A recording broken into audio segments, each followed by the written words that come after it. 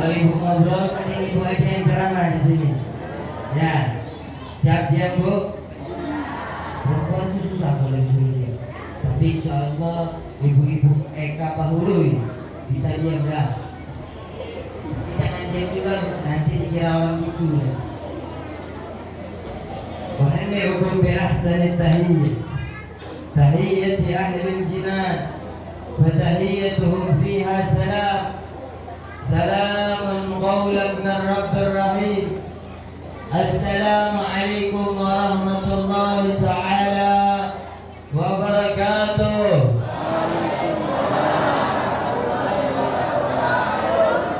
Dari sini jawabnya semangat, alhamdulillah. Setengah dari sini jawabnya ke orang belum makan. Pak, satu lagi yang jawab. Pak, ini saya baru percaya bapak-bapak adalah pemimpin di rumah tangganya. Kalau kayak tadi, ada yang jawab. Jawab salam hukumnya apa Pak? Hukum bapak-bapak juga Pak. Bu, jawab salam hukumnya apa Bu? Jawab salam hukumnya wajib. Kenapa sebagian dari kita nggak mau mendapatkan pahala wajib? Hanya sebagian dari kita mau dapat pahala wajib, sebagian lagi tidak mau dapat pahala wajib. Walaupun di sini adalah fardu kifayah. Apa beda fardu kifayah sama fardu ain? Kalau fardu kifayah itu bisa gugur, kalau fardu ain tidak akan bisa gugur melainkan dengan kita lakukan. Contohnya sholat 5 waktu, bisa nggak kita nyuruh orang lain? Tolong sholatkan dulu, saya bayar 50.000, bisa? Nggak ada sejarahnya. Saya nih bayar uang semua bisa dibeli dengan uang. Nyuruh orang sholat, nggak sekalian aja orang yang sholatin. Ya.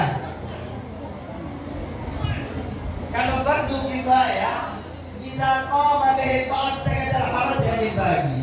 Fardu kifayah adalah ketika seperti tadi saya mengucapkan salam, satu ada di antara kalian menjawab, maka gugur kewajiban atas yang lain. Gugur kewajiban atas kalian semua. Jikalau ada satu yang menggugurkannya, tes,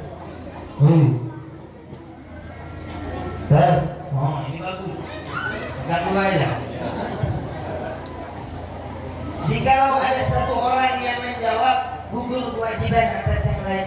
Akan tetapi bapak-bapak, ibu-ibu sekalian, jikalau kita mengetahui yang namanya pahala wajib, jikalau kita mengetahui yang namanya pahala yang Allah unggulkan daripada pahala yang lain, cara mendapatkan pahala wajib dengan mengucapkan waalaikumsalam. Lantas kenapa kita tidak menjawab salam? Hanya dengan mengucapkan waalaikumsalam warahmatullahi wabarakatuh, dapat pahala wajib. Terus kenapa kita nggak mau mengucap? Ada salahkah dengan apa yang kita makan? Ada salahkah dengan diri kita sehingga Allah enggan mengizinkan kita untuk mengucapkan salam? Ada salahkah dengan kita? Apakah kita terlalu jauh dengan Allah sampai Allah tidak mengizinkan kita mengucapkan salam? Perhatikan lagi dengan diri kita. Salah apa yang pernah kita lakukan kepada Allah? Dosa apa yang kita lakukan sama manusia? Sampai Allah pun mengizinkan kita, susah mengizinkan kita untuk mengucapkan waalaikumsalam. Kenapa? Diperhatikan lagi. Saya ulangi lagi ucapan salamnya, biar semuanya mendapatkan pahala wajib, biar semuanya bisa yang namanya mendapat pahala wajib. Jangan-jangan di pahala ini kita dijadikan Allah orang-orang yang masuk surga berkumpul bersama Habibullah Muhammad sallallahu alaihi wasallam. Assalamualaikum warahmatullahi taala wabarakatuh.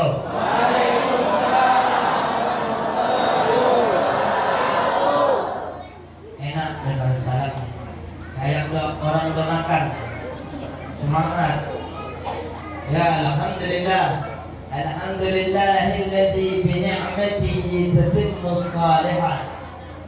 Wassalatu wassalam ala sayyidis sadatil alawiyat sayyidina wa habibina wa nuri qulubi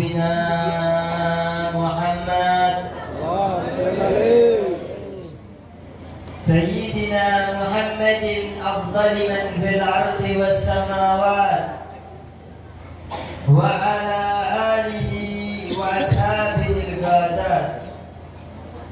اللهم صل وسلم الفاتح لما أغلق والخاتم لما سبق ناصر الحق بالحق والهادي إلى صراطك المستقيم وعلى آله وأصحابه حق قدره ومقداره العظيم. اللهم أرنا الحق حقا وارزقنا اتباعه وأرنا الباطل باطلا وارزقنا اجتنابه. أما بعد. Pertama-tama yang paling utama, marilah kita panjatkan puja-puji syukur kita kehadirat Allah Subhanahu wa Ta'ala, yang mana Allah Ta'ala mengumpulkan kita di tempat yang insyaallah penuh barakah ini. Amin amin ya rabbal alamin. Bu, tempat ini berkah nggak bu? Pak, tempat ini berkah nggak pak? Nama siapa pak? Kapan ulun ngomong? Apa? Kalau ngomong di bahasa Sunda. Kapan lihat terpanggil? Nah, tadi hanya raja baru aja raja hanya itu tadi belum bisa baca dikit-dikit aja. Tempat ini adalah tempat yang berkah, tempat yang istimewa, sampai berbunyi di dalam satu hadis Habibuna Muhammad sallallahu alaihi wasallam, khairul biqa' masajiduha. Tempat yang paling istimewa, tempat yang paling bagus, tempat yang paling baik adalah masjid-masjidnya Allah, rumahnya Allah. Ini rumahnya Allah bukan? Rumahnya Allah, Masjid Nur Zakiri, cahaya orang-orang yang berzikir. Nur Zakiri, cahaya orang-orang berzikir. Ini kita sekarang berada di rumahnya Allah. Tapi kalau di rumah Allah ada yang merokok. Suka ada yang merokok nggak? Hah? Ada? Mulai sekarang bapak-bapak, ibu-ibu juga kalau merokok, mulai sekarang jangan ada lagi merokok di dalam masjid. Siap? Habib ini buat aturan baru, Habib. Coba aja kalian, tanya Haji Muksin. Coba aja kalau pergi haji dan umroh, di dalam Ka'bah ada yang merokok atau enggak? Tak bakal ada. Kalau keinginan duluan punya kepala. Iya, tak bakal berani mereka. Kurang ajar di rumahnya Allah Subhanahu wa Ta'ala. Apalagi ini, Beb ini kelihatannya biasa aja, nggak seperti di Ka'bah. Tetap, walaupun biasanya tetap sama-sama rumahnya Allah. Rumahnya Allah, jadi boleh kurang ajar apa enggak? Nggak boleh. Karena kalau kita kurang ajar, malaikat rahmat tidak akan datang kepada kita. Jangan gara-gara kita satu, malaikat rahmat enggan dulu bersama kita. Jangan gara-gara kita satu, rahmat Allah gak mau turun ke tempat seperti ini. Na'udzubillah min. Ayo yang kecil yang di depan itu, jangan main api terus. Nah, ayo, jangan dilihat nanti dia malu. Ya, lanjut. Kemudian tempat ini adalah yang tempat paling istimewa, paling baik. Terus tempat paling buruk itu apa? Wa syarrul bidha'. Syarrul bidha', apa tempat yang paling buruk? Aswaquha. Pasar-pasar. Kita banting tulang tiap pagi sampai sore jualan di pasar. Itu tempatnya jelek, tempat paling buruk. Tapi saya jualan, gak apa-apa buat cari nafkah. Tapi ingat ketika mau masuk pasar baca apa? La ilaha illallah wahdahu la syarikalah. Lanjut apa lagi? Lahul mulku wa lahul hamdu yuhyi wa yumiit. Wa huwa ala kulli syai'in qadir. Baca itu ketika mau masuk pasar, mendapatkan apa manfaat daripada bacaan tersebut? Manfaat dari bacaan tersebut adalah mendapat satu juta kebaikan, menghapus 1 juta kesalahan, mendapatkan 1 juta derajat. Habib ini buat-buat. Ya udah, kalau kalian ngomong Habib buat-buat, salahkan Nabi Muhammad. Karena Habib ngomong apa kata Nabi Muhammad. Kalau Nabi Muhammad ngomong betul apa salah? Betul apa salah? Nanti Habib salah apa betul? Mengikuti perkataan Nabi Muhammad, insya Allah nggak salah. Tapi kalau ada salah, mohon dimaafkan. Salahnya di Habib, bukan di Nabi. Betul apa betul? Betul. Alhamdulillah, segala puja dan puji syukur kehadirat Allah yang mengumpulkan kita di tempat yang penuh barakah ini. Tempat yang insya Allah turun rahmatnya Allah, tempat yang insya Allah turun ampunannya Allah, tempat yang insya Allah mendapat naungan dari Allah Subhanahu wa ta'ala.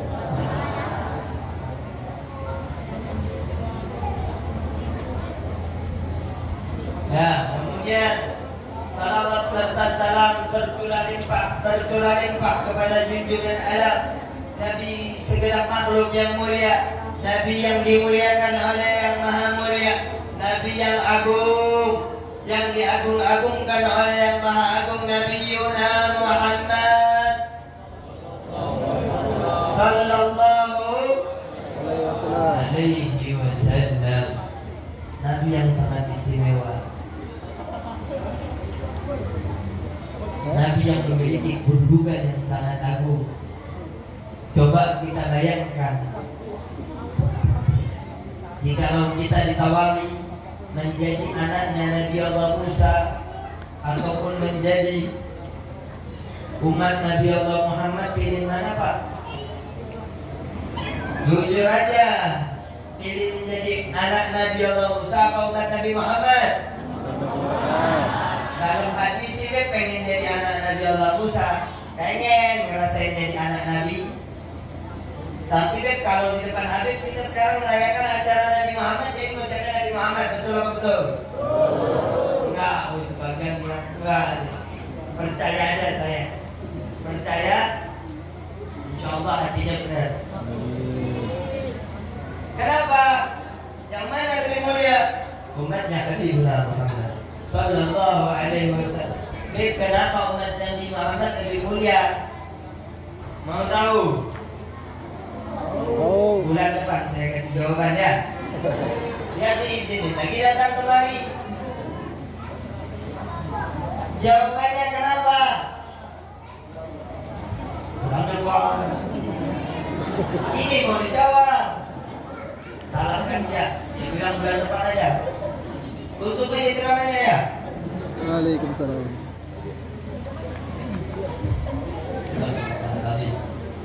Kenapa? Karena Nabi Allah Musa pernah meminta kepada Allah Subhanahu wa ta'ala, ya Allah, jadikan aku sebagai umatnya Nabi Muhammad, jadikan aku sebagai pengikut Habibuna Muhammad sallallahu alaihi wasallam. Itu sekelas Nabi bapak-bapak, itu sekelas Nabi ibu-ibu, itu sekelas Rasul meminta menjadi umat Habibuna Muhammad sallallahu alaihi wasallam. Itu minta kepada Allah, Allah jadikan apa enggak? Allah jadikan apa enggak? Dan Allah jadikan sebagai umat daripada Nabi Muhammad.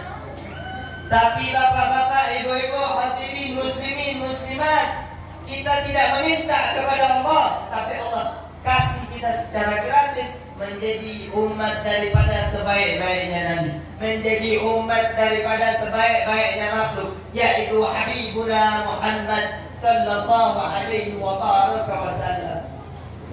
Satu keistimewaan bagi kita semua, hadirin muslimin muslimat, tanpa kita meminta Allah berikan.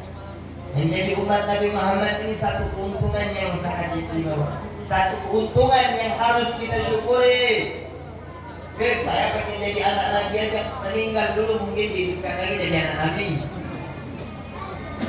Beruntung menjadi umat Nabi Muhammad, beruntung menjadi pengikut Nabi Muhammad, tidak menjadi pengikut Dajjal, tidak jadi pengikut Fir'aun, tidak jadi pengikut daripada siapa itu?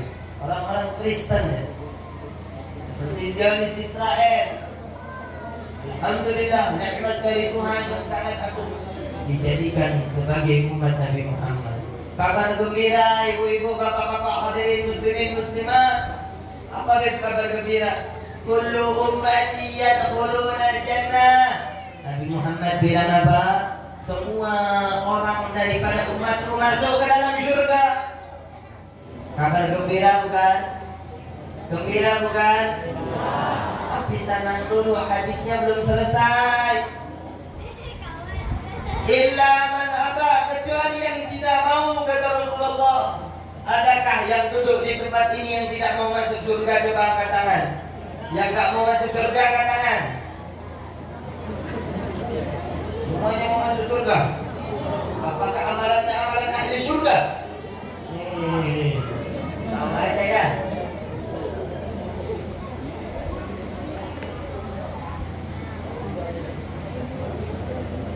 Kecuali yang tidak mau, kata Rasulullah.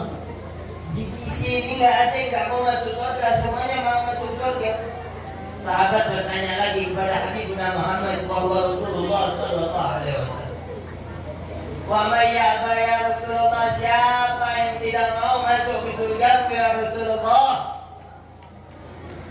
Kemudian Rasulullah menjawab apa?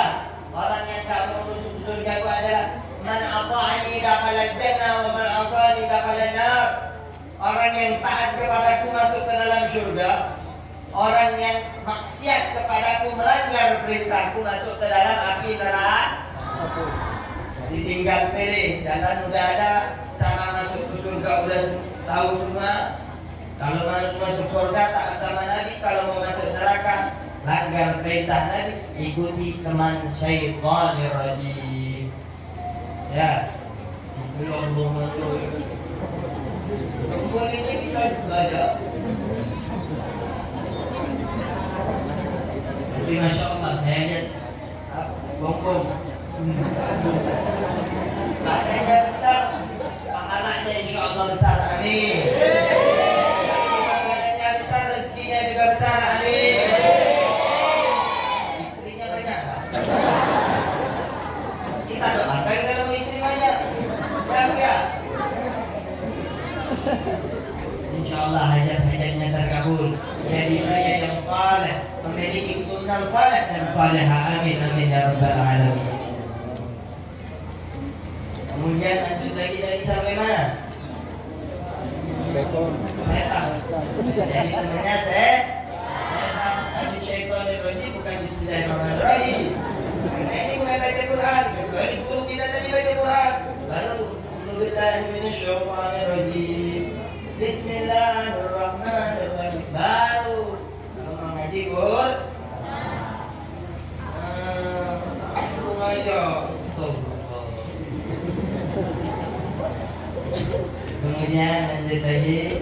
Kemudian yang saya hormati dan cintai para jajaran ustaz-ustaz, guru-guru, habaib semua yang hadir, dan mana namanya tidak bisa saya sebutkan satu persatu karena saya belum kenal. Saya nggak tahu namanya, yang saya tahu cuma satu, Haji Muksin. Dia yang nyetir saya bib, saya yang jemput Pian. Nanti Pian dijemput di mana? Nasab jemputnya, saya sampai keluar ke depan. Saya ingat pernah lakuin kesalahan,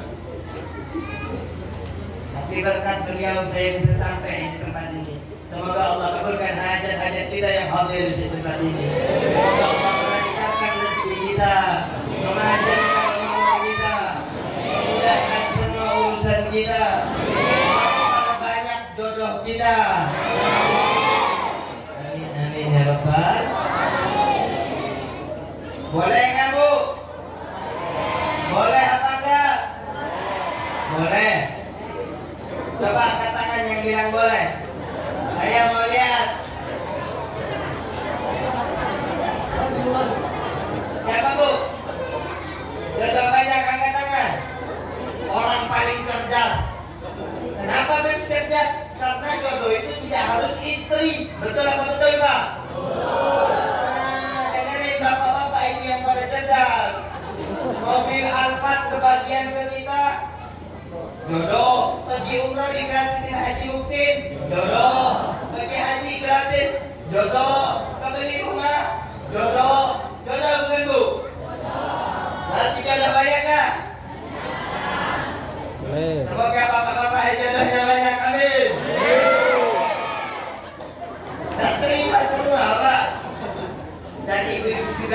Allah jodohnya banyak, amin. Dari segi harta, kesehatan dan yang baik-baik yang lainnya. Amin amin ya rabbal alamin. Udah sejam setengah saya ceramah. Maksudnya sejam setengah kurang 1 jam. Belum selesai saya ngomong udah dibantah. Apalagi kalau saya ngomong salah langsung diusir. Astagfirullahaladzim. Saya ini cuma ngetes. Ini kisah daripada kisah Isra Mi'raj Nabi Muhammad mana? Mau ini Isra dan Mi'raj. Kebaca nggak? Apa nggak bisa baca? Bisa semua? SD-nya lulus? Belum? Paketan aja biar cepat. Ya. TK-nya paket juga. Nanti langsung dapat ijazah kuliah. Sekarang kan bisa. Main orang dalam. Ya, kemudian lanjut lagi. Terima kasih guru. Semoga umur guru panjang sampai 300 tahun. Amin.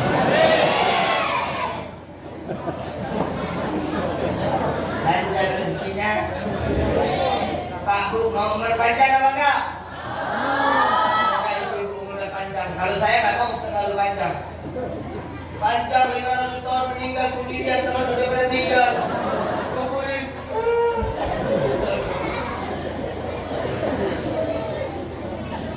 Lanjut kemudian kisah daripada Isra Nabi Muhammad sallallahu alaihi wasallam. Nabi Muhammad sallallahu alaihi wasallam sebelum peristiwa daripada Isra dan Mi'raj. Yang ngobrol, yang diam saya doakan rezekinya banyak. Makanya jangan ngobrol. Ibu-ibu ini disuruh ceramah nggak mau, tapi malah ngobrol. Nanti disalahkan saya nggak pernah salah, Bi. Ibu-ibu siap ya Bu? Ya dikit aja yang ngomong. Siap. Siap ya Bu? Siap mendengarkan kisah Isra Mi'raj? Yang belakang nggak ada suaranya. Siap ya Bu? Ini kayak orang udah makan. Ibu-ibu ini seger kalau udah dikasih duit Pak, udah dikasih jajan belum Pak? Pak, bukan saya yang bilang. Perjalanan Nabi Muhammad Isra dan Mi'raj, perjalanan yang sangat istimewa. Bentar, saya minum dulu aus.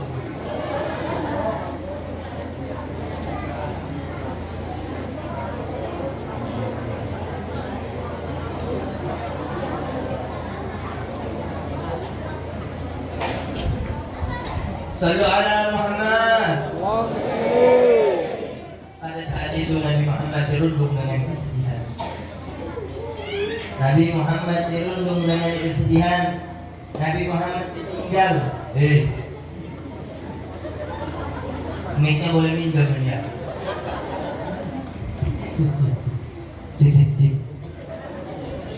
Nabi Muhammad ditinggal oleh kekasih hati.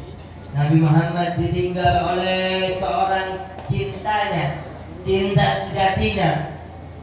Tidak hanya satu orang yang meninggalkan Nabi Muhammad.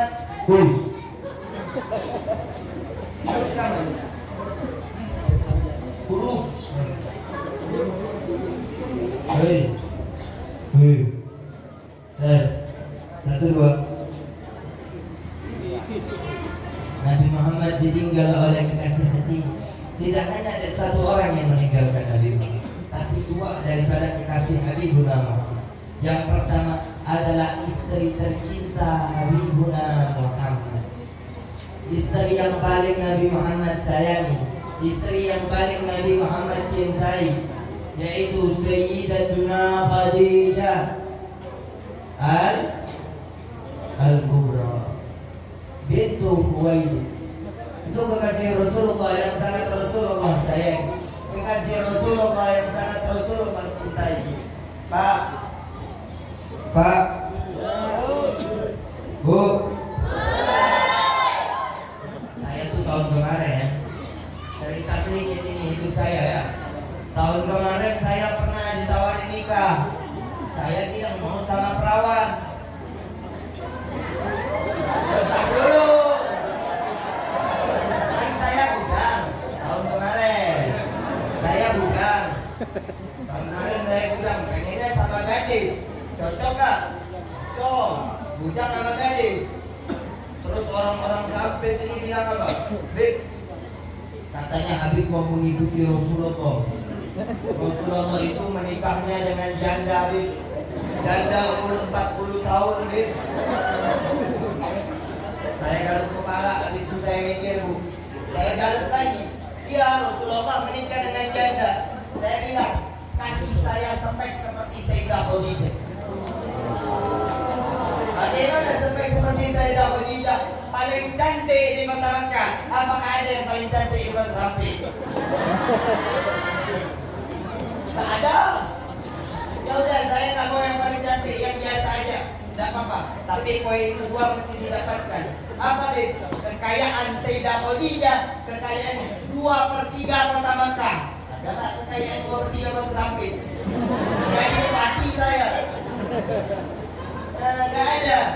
Ya Bik, saya nggak jadi lagi nawarin Habib. Akhirnya baru kemarin saya nikah dengan gadis sama orang Samping. Jadi ya, nggak datang lagi. Nggak datang ini. Kecewa. Kemudian Rasulullah tidak hanya ditinggal oleh Sayyidah Khadijah, tapi Rasulullah juga ditinggal oleh pamannya yang bernama Peter.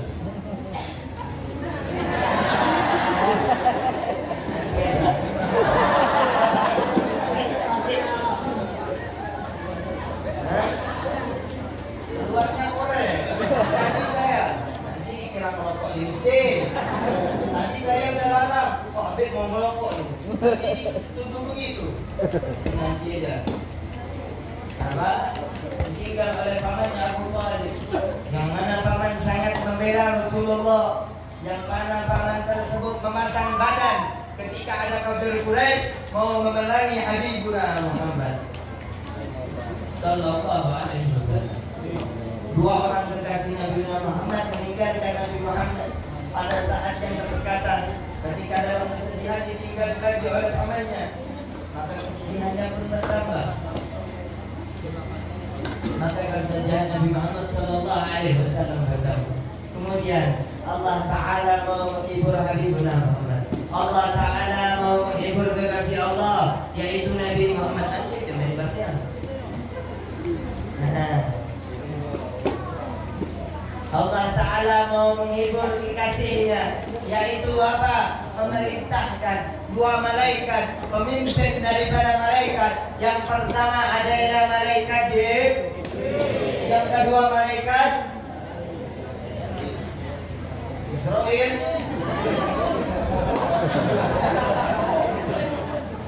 Tadi dia ngomong ketika Israel bukan ulun. Siapa? Dia. Ini kalau sampingan 1-0, angka 10. Allahumma shalli ala Muhammad. Allahumma shalli alaihi. Senang saya dari awal datang lihat langsung senyum. Menyenangkan hati ya. Kemudian Allah Ta'ala memerintahkan malaikat siapa? Malaikat Jibril dan malaikat Mikail untuk menjemput kekasihnya dengan satu kendaraan yang bernama kendaraan yang bernama Buraq. Dijemput dari atas kemana? Dari atas ke bawah, dari atas ke atas. Besar. Lantai 2, lantai 3 ada. Ya, kemudian datanglah malaikat Jibril dan malaikat Mikail menemui Habibuna Muhammad Sallallahu Alaihi Wasallam. Malaikat Jibril bilang kepada Nabi Muhammad, wahai Nabi Muhammad, ada apa ya Jibril? Ayo kita jalan-jalan kemana? Giling dulu, giling. Jalan-jalan kemana? Menemui kekasihmu yaitu Allah Ta'ala Rabbul Izzah wal Jalal. Bertemu dengan Allah sang pencipta.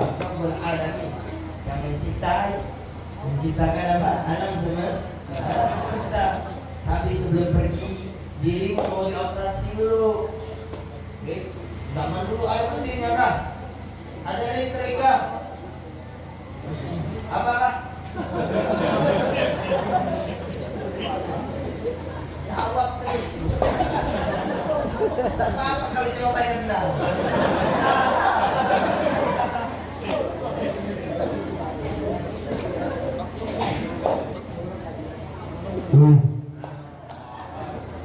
Satu dua.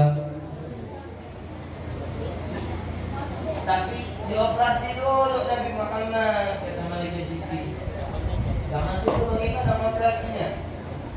Gak ada listrik, Beb. Orang macam HP gak ada, buat apa listrik? Medicom gak ada. Apa? Kulkas,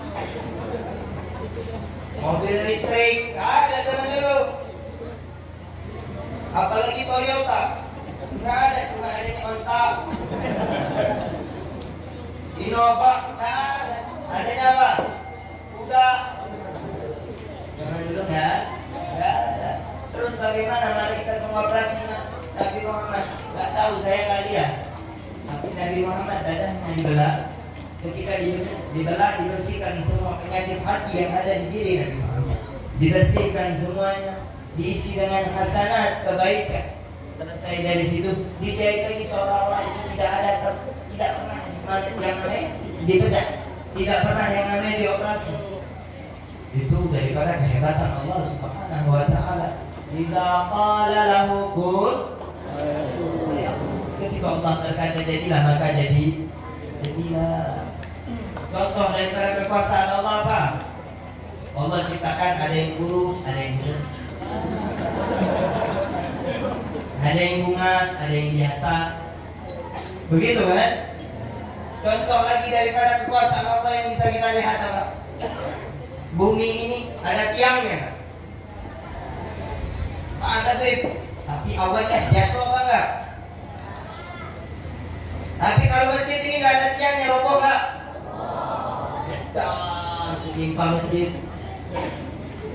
Kalau enggak ada tiangnya, roboh dia. Roboh. Tapi subhanallah, ciptaan Allah, alam semesta yang begitu besar, bumi yang begitu besar, enggak ada yang namanya tiang. Penyangga enggak ada. Allah bisa ciptakan sendiri. Oh, malam ini waktunya tidur, Allah redupkan kita punya bulan, Allah redupkan kita punya malam. Matahari Allah pindahkan. Oh, siang butuh pencahayaan, Allah angkat lagi yang namanya matahari. Itu kehebatan daripada Allah Subhanahu wa Ta'ala. Lanjut lagi. Kemudian Nabi Muhammad sallallahu alaihi wasallam berjalan dari mana? Subhanalladzi asra bi 'abdi apa? Laila minal masjidil haram ila al masjidil aqsa alladzi barakna hawlahu linuriyahu min ayatina innahu huwas samiul basir. Bagus mana suara saya yang guru tadi? Bagusan guru. Boleh bohong kalian, jangan mentang-mentang saya hakim. Ya. Di dalam ayat tersebut disebutkan bahwasanya perjalanan Nabi Muhammad sallallahu alaihi wasallam min Masjidil Haram ila Masjidil Aqsa, dari Masjidil Haram ke Masjidil Aqsa. Baik, apakah perjalanan tersebut langsung? Jawab lagi. Yang ini nih, yang baju biru yang paling besar. Gak mungkin gak kelihatan. Ada gajah di balik batu. Ini perjalanan Nabi Muhammad dari Masjidil Haram ila Masjidil Aqsa. Perjalanan tersebut apakah langsung dari Masjidil Haram ke Masjidil Aqsa ataukah stop-stop? Stop. Tahu dari mana, Bang? Coba kau jawab. 50.000 kalau kau bisa.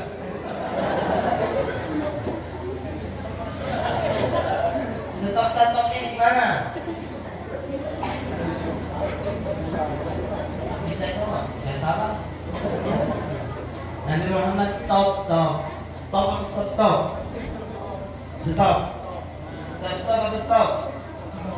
Berhentinya berarti berkali-kali. Berhenti sekali apa berkali-kali? Ibu-ibu, saya tanya yang gemuk ini. Bulbul apa bombong?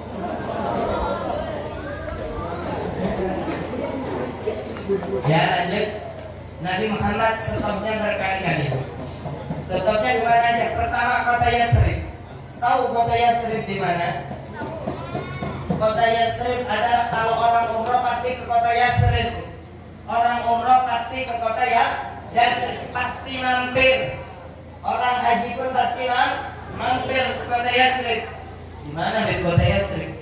Yang sekarang bernama Madinah Al-Munawwarah. Kenapa namanya kota Yasrib? Zaman sebelum Habibuna Muhammad namanya adalah kota Yasrib. Zaman sekarang namanya diganti Madinah Al-Munawwarah sejak datangnya kekasih Allah yang bernama Habibuna Muhammad sallallahu alaihi wasallam. Berhenti pertama kali ke kota Yasrib. Berjalan ke kota Yasrib, sampai di kota Yasrib. Pada saat itu namanya belum Madinah, masih kota Yasrib. Selesai di kota Yasrib, berjalan lagi ke mana? Kota Madian.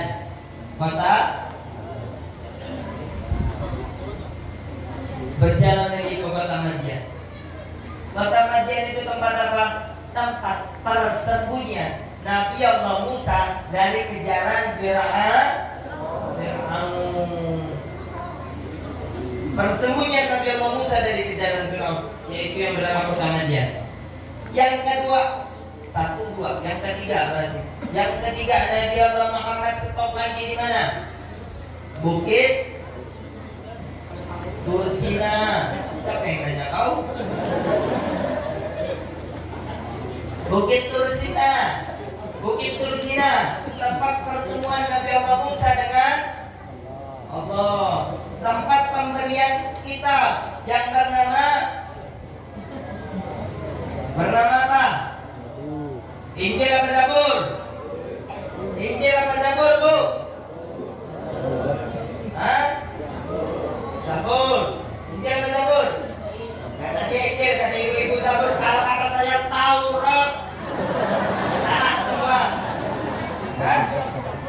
Itu penipuan. Orang pemerintah aja bisa nipu, masa saya enggak?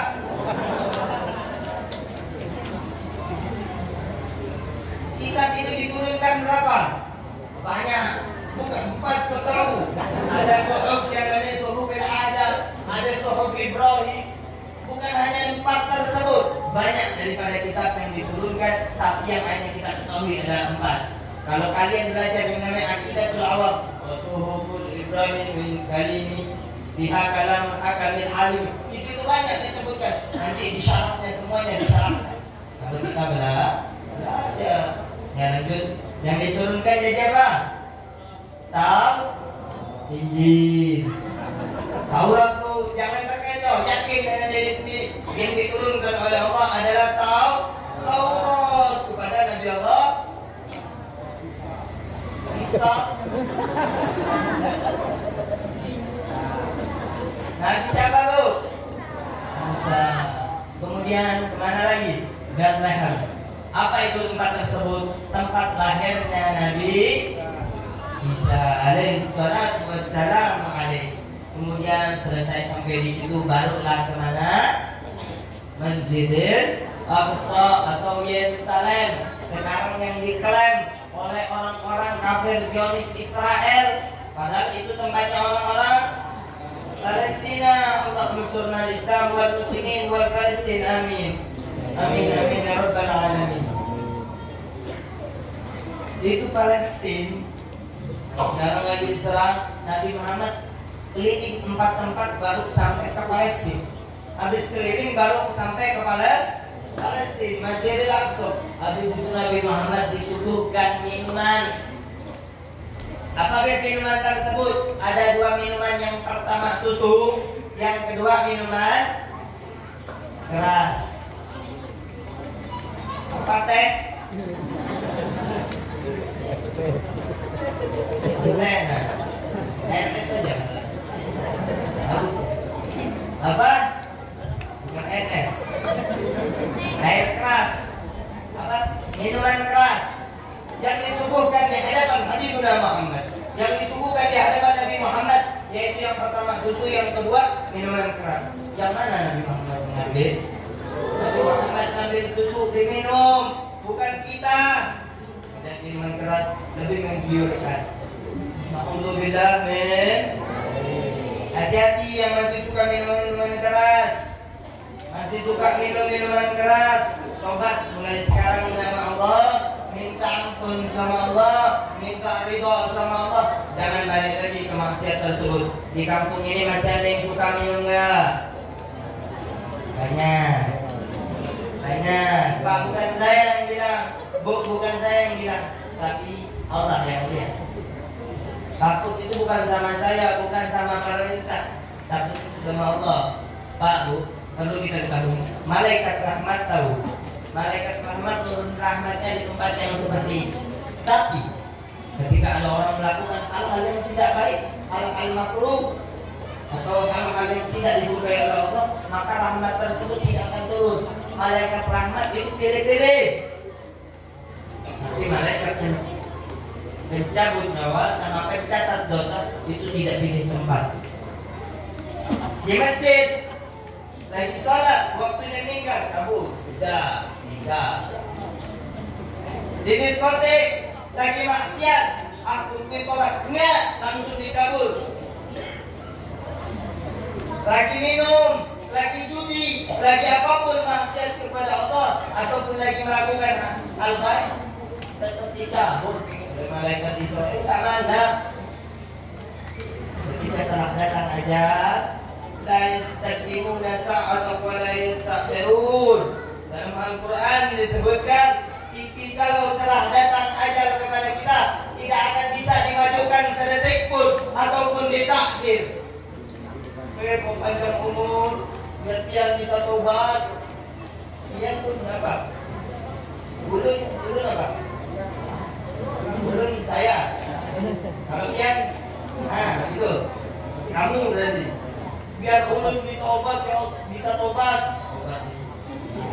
Biar belum bisa tobat, tak bisa. Kalau udah mati kita baru, hakikatnya kita baru bisa sadar.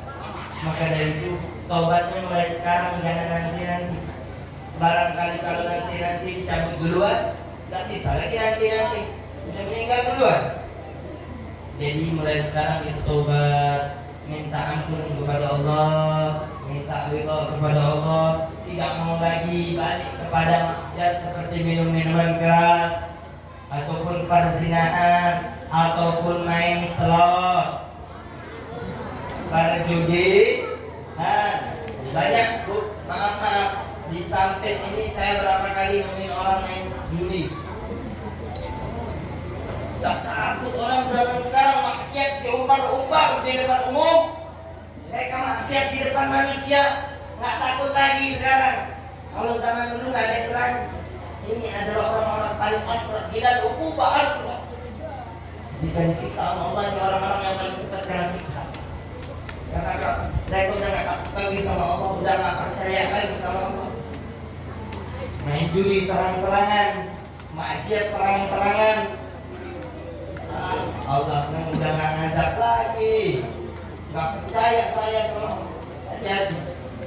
Waliyahzubillah, ketika dicabut dalam keadaan maksiat, siapa yang malu? Dirinya yang pertama malu, yang kedua keluarganya malu. Alhamdulillah nih. Ya, kemudian lanjut lagi, kemudian perjalanan Nabi Muhammad SAW udah 45 menit, gak kerasa saya terang. Enggak, ini betul, saya gak bohong.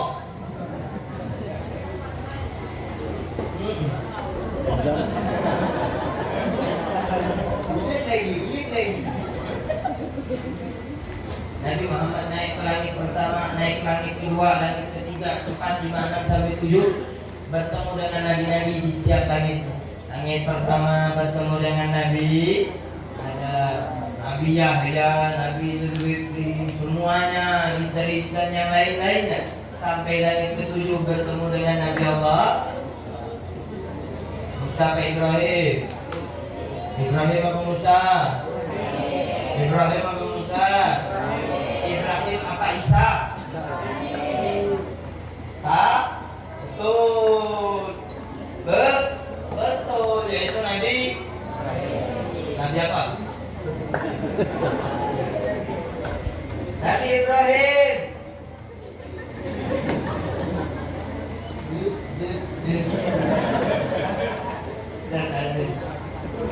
Jadi hiburan. Masya Allah, kau menyenangi orang-orang yang ada di sini. Pahala kau besar, amin. Rezeki kau juga banyak, amin. Minta hadiahnya sama Haji Hudsin. Ya, kemudian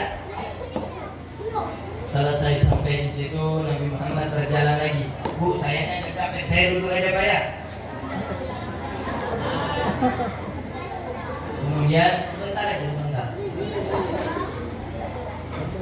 Kemudian Nabi Muhammad Sallallahu Alaihi Wasallam melihat satu malaikat, bapak-bapak. Melihat satu malaikat, ibu-ibu, yang mana malaikat tersebut memiliki 1000 tangan dan di setiap satu tangan memiliki 1000 jari. Jadi 1000 kali 1000 itu berapa? Gak usah buka kalkulator.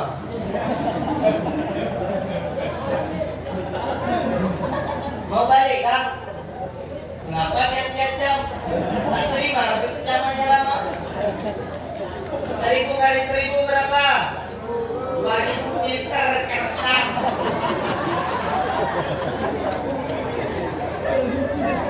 2000 katanya. Udarnya 2000, 1000 kali 1000. Berapa 1000 kali 1000, Bu? 10.000 liter. 1 juta, jangan. 1000 kali 1000, 1 juta.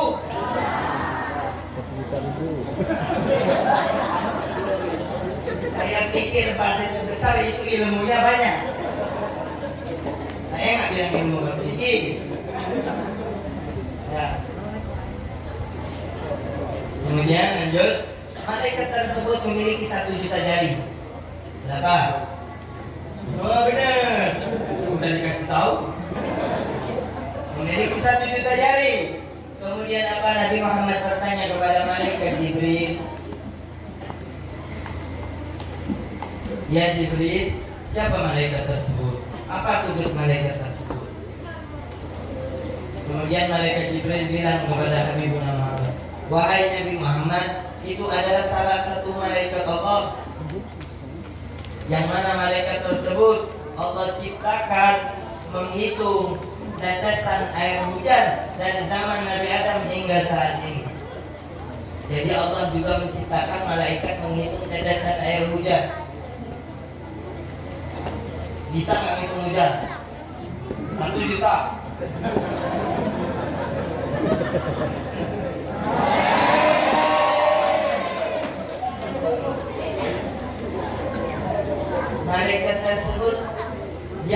Malaikat tersebut menghitung tetesan air hujan yang jatuh dari zaman Nabi Adam hingga saat ini, ya Rasulullah. Kemudian Rasulullah Sallallahu Alaihi Wasallam bertanya kepada malaikat tersebut, wahai malaikat Allah, apakah kau bisa menghitung tetesan air hujan yang jatuh ke lautan, menghitung tetesan air hujan yang jatuh ke pesawahan, menghitung tetesan air hujan yang jatuh ke pergunungan, menghitung air hujan yang jatuh ke danau ataupun sungai? Hitungnya kan susah. Kita aja yang jatuh ke tanah kita nggak bisa hitung, apalagi ke laut langsung jadi air lagi. Kemudian apa kata malaikat tersebut? Ya Rasulullah, tidak luput satu pun dalam hitunganku.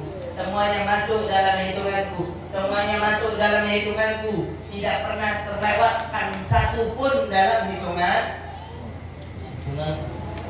Walaupun hujan jatuh di Bandung, turun di Jakarta juga, turun di Swedia, turun di Jerman, turun di Makkah, di Madinah, di Sampit, Palangka, Banjar, saat bersamaan. Apakah malaikat tersebut bisa menghitung? Semuanya masuk dalam hitungan malaikat tersebut. Kemudian malaikat tersebut melanjutkan perkataan. Apa kata malaikat tersebut? Akan tetapi ya Rasulullah, aku memiliki satu kekurangan. perlu kita perhatikan. Apa kata malaikat tersebut? Aku memiliki satu kekurangan. Ini sekelas malaikat, yang mana malaikat tersebut tidak pernah melakukan dosa, yang mana malaikat tersebut tidak pernah bermaksiat kepada Allah, yang mana malaikat tersebut tidak pernah melanggar perintah Allah. Malaikat yang tidak pernah melakukan dosa, yang selalu taat kepada Allah, yang selalu taat atas perintah Allah, yang selalu mengikuti apa yang Allah perintahkan, masih bilang aku memiliki satu kekurangan. Mau tahu nggak? Mau tahu nggak, Bu? Bulan depan aja biar undang lagi. Kebetulan bulan depan apa? Nisfu Sya'ban. Kemudian apa? Malaikat tersebut, Nabi Muhammad bertanya, kekurangan apa yang kau miliki wahai malaikat Allah? Apa kata malaikat tersebut?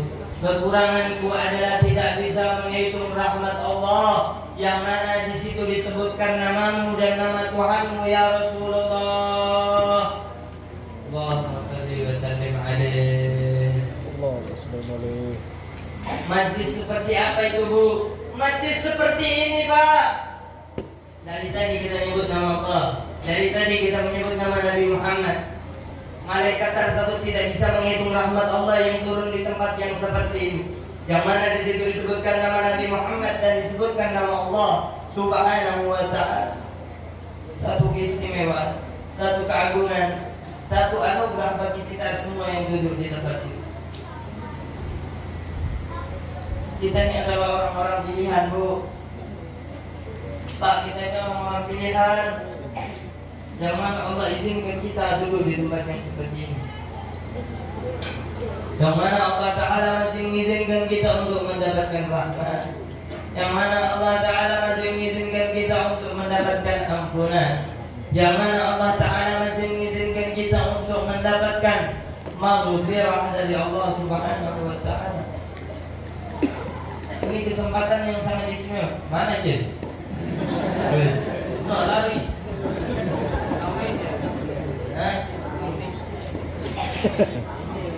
Oh, apa tadi bahasa? Kami.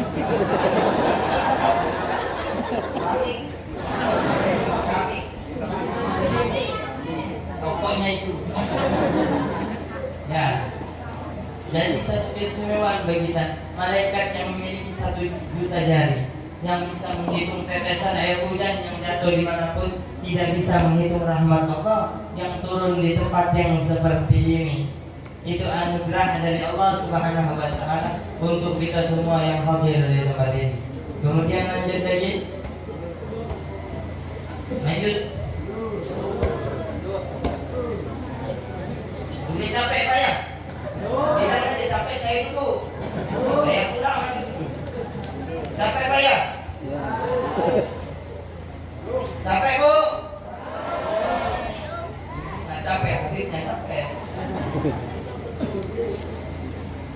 Kemudian kenapa saya bilang rahmat dari Allah itu anugerah yang sangat besar?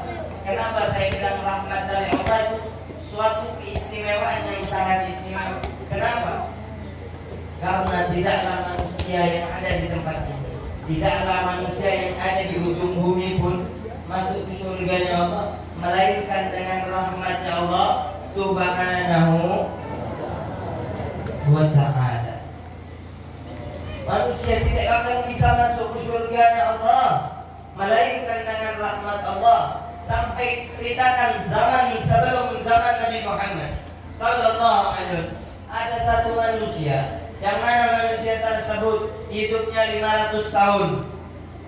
Hidupnya berapa tahun? 500 tahun. Selama hidupnya 500 tahun, dari awal hidup sampai meninggal, tidak pernah bermaksiat kepada Allah. Selama 500 tahun tidak pernah bermaksiat kepada Allah, selalu taat kepada Allah. Satu pun maksiat tidak pernah dia lakukan. Satu maksiat tidak pernah, apalagi 2. Satu aja nggak pernah. Ya, paham? Satu aja nggak pernah. Kemudian apa? Ketika ketika meninggal bertemu dengan Allah, Allah bilang kepada malaikat, masukkan manusia ini ke dalam surgaku dengan rahmatku, kata Allah. Masukkan manusia ini ke surgaku dengan rahmat, Ibu, dengan rahmatku. Kemudian apa? Orang tersebut dengan sombong, dengan angkuh berkata kepada Allah, ya Allah, lantas apa buat amal ibadahku ini? Buat apa pahala yang aku miliki? Buat apa 500 tahun selama ini ibadah kepadamu kalau bukan masuk ke surga dengan amal ibadah? Kemudian kata Allah, timbang amal ibadah yang dia miliki dengan satu nikmat kedipan mata, dengan satu nikmat kedipan. Bapak Ibu sekalian, muslimin muslimat rahimani wa rahimakumullah, coba bayangkan kalau kita tidak bisa berkedip. Apa mencerai? Apa itu bahasa? Lotot. Kalau kita nggak bisa berkedip, baik 1 jam aja nggak berkedip, 1 jam kita nggak berkedip, mata tuh udah keluar mungkin kita punya mata. Betul nggak? Kalau ini nggak keluar, matanya sipit. Mata kita langsung sakit Pak. 5 menit nggak berkedip sakit, merah langsung. Tapi alhamdulillah dari ujung palak sampai ujung kaki Allah kasih gratisan. Betul apa betul? Betul apa betul? Allah kasih gratisan. Alhamdulillah, satu keistimewaan. Ketika ditimbang yang mana lebih berat? Nikmat kedipan mata lebih berat daripada amal 500 tahun. Kemudian Allah bilang, masukkan dia ke dalam nerakaku. Akhirnya orang tersebut meminta ampun kepada Allah, masukkan aku ke surga dengan rahmatmu ya Allah, kata orang tersebut. Kemudian kata Allah Subhanahu wa ta'ala, masukkan dia ke dalam surgaku dengan rahmat yang kupunya. Jadi masuk ke surganya Allah dengan apa? Dengan rahmat. Terus satu lagi yang terakhir ini janji terakhir. Ya. Satu lagi, sholat masjidnya kosong ya. Mana ketua masjid? Kosong nggak masjidnya? Kosong nggak? Kosong. Sholat jangan pernah tinggal bapak-bapak ya. Ibu-ibu juga. Sholat, ingat sholat jangan pernah tinggal. Ini hari lahirnya sholat. Isra Mi'raj pertemuan Rasul dengan Allah itu diwajibkan yang namanya sholat. Sholat butuh berapa waktu? Ceritanya panjang, tapi saya loncat aja. Karena masih panjang lagi ceritanya. Waktunya nggak cukup. Ada acara lagi. Hah? Itu duit katanya. Acara saya bertemu sang kekasih. Tak punya kan? Tunggu. Mana level? Pacar, astagfirullah, dosa. Tidak boleh seperti itu. Ya, yang tadi apa namanya sholat. Sholat jangan pernah tinggal. Saya bawakan satu cerita tentang sholat. Yang mana? Jangan ngobrol itu. Nah, mau cerita Kak? Satu cerita tentang sholat. Yang mana? Satu orang pemuda umurnya 20 tahunan, badannya putih, tinggi, rambutnya hitam, ganteng. Tapi masih gantengan saya. Hah? Kau ini gendut, badan itu ganteng turun, tinggi putih. Gak apa-apa yang ketinggalan putih.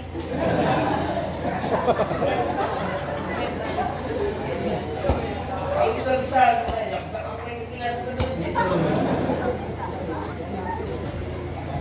Apa kemudian orang tersebut meninggal di umur 20 tahun.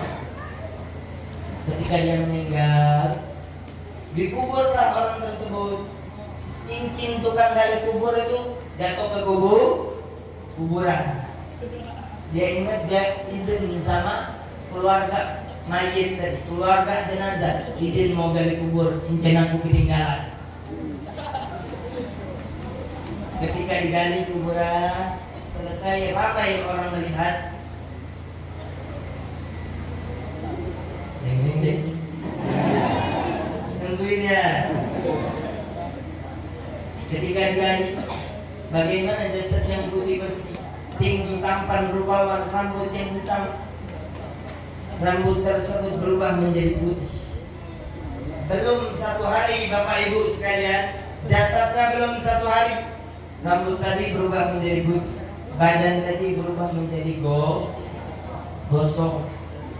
Tukang gali kubur bertanya, Ahmad dulu apa yang dilakukan anakmu? Lantas apa jawaban dari bapak tersebut? Anakku suka mentakhir sholat. Bukan meninggalkan, ini suka mentakhir. Misalkan sholat azan asar jam 4 sore, tapi dia sholat zuhur jam 3.50. Ada waktu 10 menit, itu mentakhir sholat namanya. Sholat subuh ataupun sholat isya, 5 menit lagi mau subuh baru sholat isya, 5 menit lagi mau keluar waktu subuh baru sholat subuh.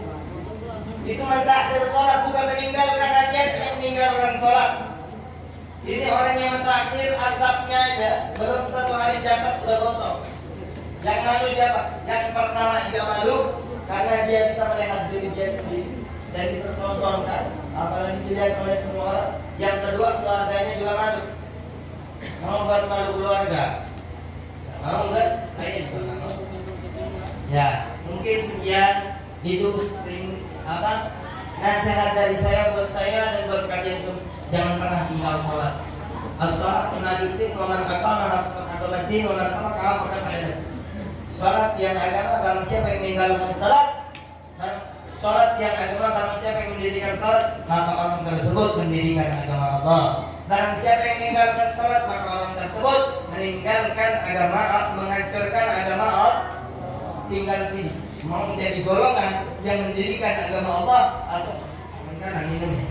Mau menjadi golongan mendirikan agama Allah atau mau menjadi golongan jadi penghancur daripada agama Allah. Tinggal pilih. Kalau kita mau jadi jajaran golongan termasuk daripada orang yang menegakkan agama Allah, maka sholat jangan pernah ditinggal. Kalau kita mau jadi golongan sebagai orang yang meninggalkan sholat, jadi orang-orang yang menghancurkan daripada agama Islam, maka tinggalkanlah sholat. Maka kalian akan menjadi golongan penghancur daripada agama Islam. Ini sedikit dari saya, insya Allah bermanfaat. Semoga kita semua yang hadir Allah beri rahmat. Semoga kita semua yang hadir Allah ampuni dosa kita.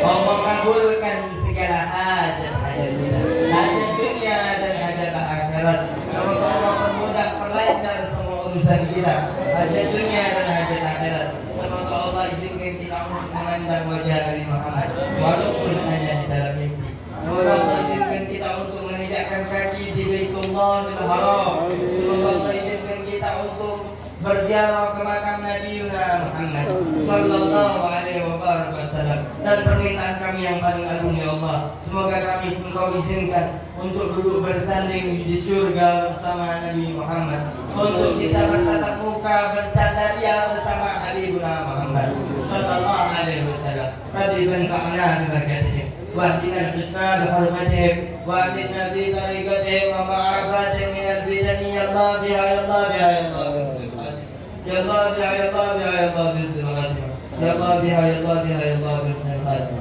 صلى الله تعالى على سيدنا محمد وعلى اله وصحبه وسلم والحمد لله رب العالمين. Kemudian